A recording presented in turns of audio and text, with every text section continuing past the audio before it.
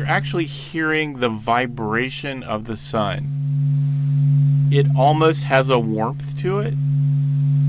It's just enough where I can almost feel the sound on my skin or on my clothes. I imagine feeling the sun, moving next to me. My name is Alex Young, and I am the Associate Director for Science in the Heliophysics Science Division here at NASA Goddard Space Flight Center. When anything material moves, waves travel through it, and the same thing happens inside the sun. And these waves are traveling, bouncing around inside the sun. And if your eyes were sensitive enough, you'd actually could see this jiggle.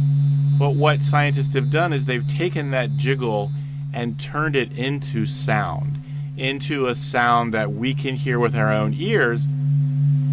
The sun is vibrating at lots of different frequencies.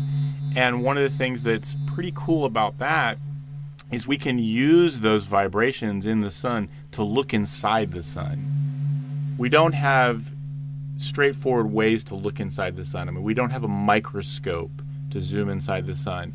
So using a star or the sun's natural vibrations allows us to see inside of it. And we can see huge rivers of solar material flowing around. We are finally starting to understand the layers of the sun and the complexity.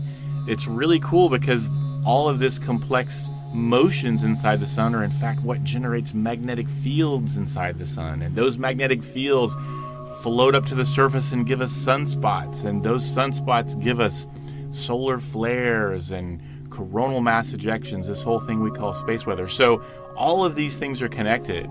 And that simple sound is giving us a probe inside of a star. I think that's a pretty cool thing.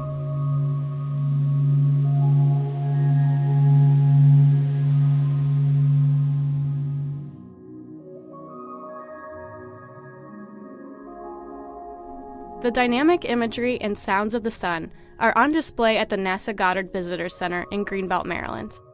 Solarium is an immersive art installation that transports visitors into the heart of our solar system. This story was produced right here at Goddard by Katie Atkinson and Michaela Sosby. The sounds you heard in this piece were sonified by the Stanford Experimental Physics Lab. The data comes from the Solar and Heliospheric Observatory, a collaboration between the European Space Agency and NASA.